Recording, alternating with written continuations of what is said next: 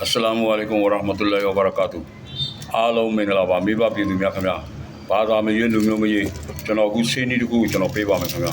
ဒီဆေးနီးကတခြားမဟုတ်ပါဘူးခင်ဗျာတော်တော်ကိုတန်ဖိုးရှိတဲ့အဆုတ်နဲ့ပတ်သက်တဲ့ဆေးဖြစ်တယ်ဒီအဆုတ်နဲ့ပတ်သက်တဲ့ဆေးကြီးပဲမဟုတ်ဘူးသူကအဆုတ်ရောဥရောကိုယ်ခန္ဓာထဲမှာဥထဲမှာဖြစ်တဲ့ယောဂအဆုတ်ထဲမှာဖြစ်တဲ့ယောဂဒါမှမဟုတ်အချောင်းဆိုးရင်ကြက်ယောဂဒီလိုပန်းလာရင်ကြက်ယောဂဒီယောဂတွေနဲ့ပတ်သက်ပြီးဒါပိုးနဲ့ပတ်သက်ပြီးယောဂမှာတချို့ဟာဆရာဝန်တွေကစမ်းသပ်မယ်ဓာတ်မှတ်ရိုက်မယ်အဲ့ဒီအချိန်ကြရင်လောက်သားပြည်သူများခင်ဗျအဲ့ဒီအချိန်ကြရင်မိဘပြည်သူတွေကိုဓာတ်မှတ်ရိုက်ပြီးဆိုလို့ရှိရင်ဓာတ်မှဘာဖြစ်မလဲဆိုလို့ရှိရင်အဆုတ်မှာပိုးတွေ့တယ်အဆုတ်မှာပိုးတွေ့တဲ့အတွက်ကြောင့်ပိုးသားစီထိုးမယ်နော်ပိုးသားစီထိုးတယ်နောက်ပြီးတော့ဆေးတိုင်းမယ်ဆေးပေးမယ်ဘယ်နည်းပြန်လာ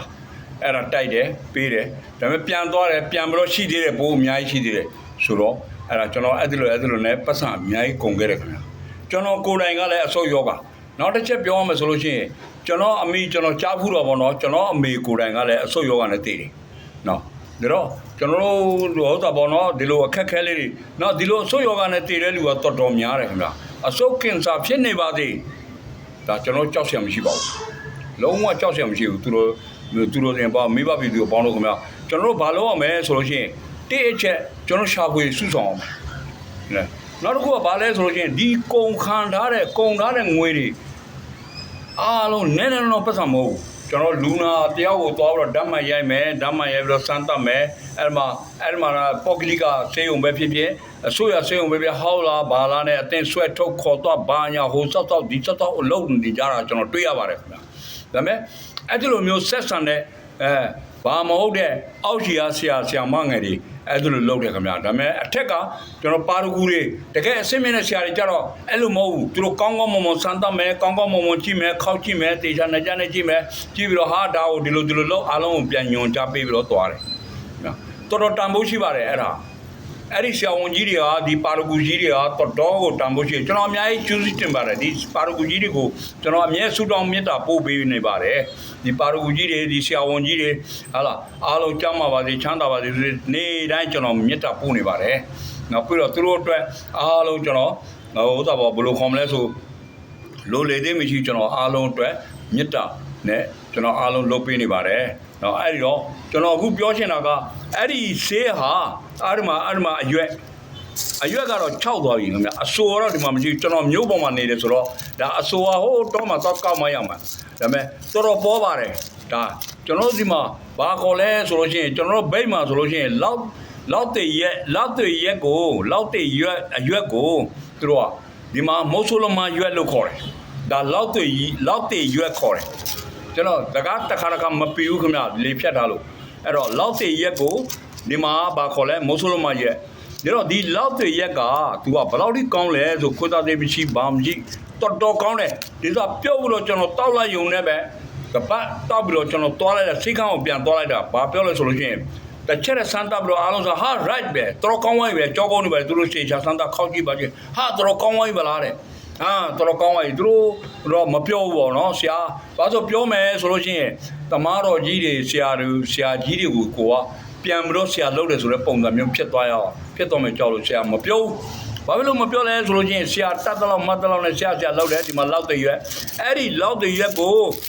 နေ့တိုင်းလူတယောက်ကရင်နှွေးချမ်းတောက်မယ်ဆိုလို့ချင်းဘုန်းတော်မှာရှိတဲ့ယောဂါတွေမကောင်းတဲ့ယောဂါတွေမှလည်းအကုန်လုံးပျောက်သွားမှကျွန်တော်ချိန်တာလုံးဝကိုကျွန်တော်အာမခံတယ်ခင်ဗျအဲ့လားကျွန်တော်ကိုယ်တိုင်ကတက်တာသွားလို့အခုကျွန်တော်ပြခြင်းဖြစ်တဲ့နော်အဲ့ဒီလောက်တရွက်နော်စီချိုယောဂါသွေးတိုးယောဂါဒီယောဂါတွေကစကုန်ကြကုန်တယ်ခင်ဗျာနော်စီချိုဟိုသွေးတာကျဲသွားတော့ဘာဖြစ်လဲသွေးတို့မတက်တော့သွေးမှန်သွားတော့ဗောနော်သွေးခဲသွားမှ तू ကသွေးတို့ဖြစ်တာတစ်ချက်ပြောလိုက်မယ်ဆိုလို့ရှိရင်အခုကသွေးမခဲတော့လေဒီကောင်တောက်တော့ तू ကသွေးကတခါတည်းပုံမှန်ရင်နှွေးချတောက်တယ်ကျွန်တော်ကဘာလို့လဲဆိုလို့ရှိရင်ဒီအရွက်ရဲ့ရင်နှွေးကိုကျွန်တော်ထညက်ကလေးနဲ့ဗာလေးနဲ့အဲ့ဒါလို့ကျွန်တော်စားတယ်အဲ့ဒါဘာဖြစ်လဲဆိုအလွန်ကောင်းတယ်ဗျာနော်ရင်နှွေးနဲ့တူတူပဲအရသာလည်းရှိတယ်မွေးနဲ့တောက်လို့တော်ကောင်းတယ်အဲ့ဒီအရွက်တွေကျွန်တော်ညီကိုတယောက်ရှိတယ်ကျွန်တော်တော့နာမည်တော့မပြောပြသေးနဲ့အဲ့ဒီညီဟာသူ့မှာဖြစ်နေတဲ့ယောဂအဲ့ဒါကိုကျွန်တော်တောက်စေချင်တယ်သူကမတောက်ဘူးခင်ဗျသူကဘာလို့ဆိုဒီဆေးတွေကတစ်မြစ်တစ်ခေါင်အပင်ကခုရငါလည်းခုတတ်တာပဲငါလည်းနားလဲတာပဲဒါပေမဲ့ဒါ ဒီလိုစစ်တပ်မျိုးထားမယ်ဆိုလို့ရှိရင်တော့အသင့်ယောဂပဲတော့မှမကောင်းပါဘူးခင်ဗျာနော်ကျွန်တော်တမားတော်တွေကမရရတယ်နေနဲ့ယာဒီဥဒုနဲ့ကြိုက်အောင်အချိန်နာရီကြိုက်အောင်အချိန်နဲ့ကြိုက်အောင်ကျွန်တော်ဆေးပေးပါတယ်တစ်ချိန်တော့ကနေရာတနေရာမှာတမားတော်ကြီးတစ်ပါးရှိခဲ့တယ်အဲ့ဒီတမားတော်အလွန်အကျော်မော်မွတ်စလင်တမားတော်ပဲဆရာဟာမောလို့ခေါ်တယ်ဗောနော်နာမည်တော့ပြောလိုက်ပြီကျွန်တော် तू ကတေလဲတေသွားပြီဟုတ်အဲ့တော့ तू ကဘာလို့ဆိုလူနာတယောက်ကိုစေးတိုက်ဖို့လုံနေနေ तू ကဘာဖြစ်လဲဆိုလို့ရှိရင်ကောင်းဆိုမြင်းနဲ့ဒါပြီးတော့မှဒီလူနာကိုတိုက်လိုက်တော့ဘာဖြစ်လဲ15မိနစ်မကြာဘူးပေါ်ချင်းပြီးတေသွားတယ်ခင်ဗျာဒါအဲ့ဒါဘာလဲယာဒီကြောင့်အလွန်ပူပြင်းတဲ့ယောဂကိုနော်ပူပြင်းတဲ့အချိန်မှာအေးတဲ့ဆေးကိုတိုက်ချလိုက်တော့မိခဲရဲနေတဲ့မိခဲမှာရေလောင်းသလိုဖြစ်သွားပါတယ်ခင်ဗျာအဲ့ဒီအငွေ့ရ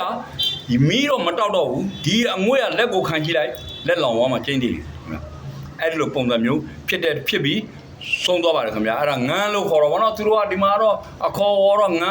န်းဖြစ်တဲ့ဘာညာအဲ့လိုပြောတော့ဗောကျွန်တော်တို့အဲ့မှာမနေဘူး live ပြီးတော့ထိန်းနေရပါတယ်ဒီပိုင်ရှင်တွေကိုကျွန်တော်အားလုံးဝိုင်းပြီးတော့ဆိုအားလုံးကိုရွာသားချင်းဗောနော်အားလုံးလေးဖြစ်တဲ့ဒါမဖြစ်ပါစေနဲ့ဆိုတော့ကျွန်တော်အားလုံးလုပ်ခဲ့ပါတယ်ဒါမှအဲ့တော့သူတို့စင်ပေါင်းလို့ခင်ဗျာဒီဥစ္စာမိဘပြည်သူပေါင်းလို့ခင်ဗျာဒီဥစ္စာကဒီလောက်တဲ့ရက်က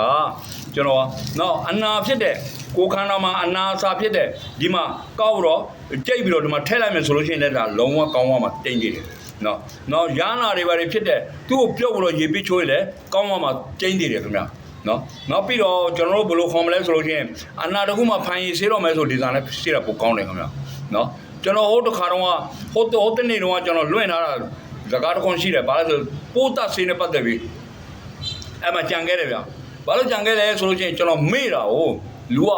လေဖြန့်ထားတော့ဆိုတော့လေမေ့တယ်လေဖြတ်ထားတော့ဆိုတော့မေ့တာဟုတ်အုံတော့ကတိတ်အလုံးလုံးနဲနေတယ်တခါဒါတော့အဲ့တော့မှဘာလဲလက်ထုတ်ပတောက်ဆူရက်ခောက်လောက်တိတ်တမအခွန်ကွာရေမာနွေငုံရဲထွေးပျောက်စီအမှန်တသိမ့်တန်းဆိုတဲ့စေတမျိုးသွားနဲ့ပတ်သက်ပြီး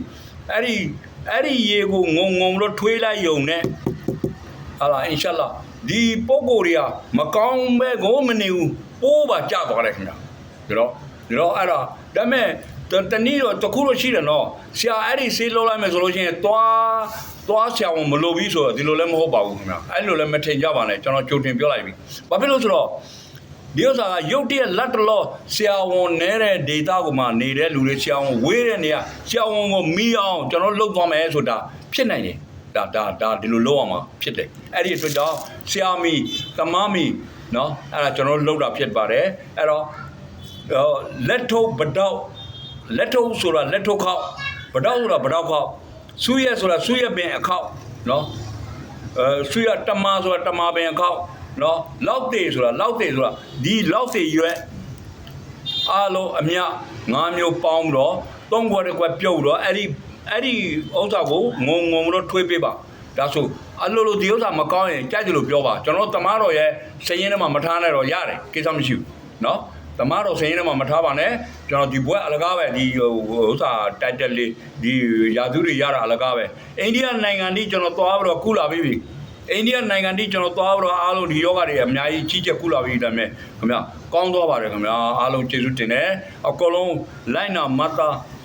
သေးရှင်နဲ့အားလုံးကိုဖြစ်စေရှင်နဲ့ငွေကြေးမြောက်မကုန်ပဲနဲ့နောက်နေကားလူတွေစေးအောင်လာမယ်ဆရာအောင်မီးအောင်လာဖို့အတွက်မီးအောင်ဆိုပြီးတော့ကျွန်တော်ဟာလားကျွန်တော်ကူညီပေးတာပါနည်းနည်းတက်တာတော့လာတဲ့ချိန်ကျရင်ဆရာဝန်စီရောက်တဲ့ချိန်ကျရင်သူတက်တာတအားကိုင်းနေတဲ့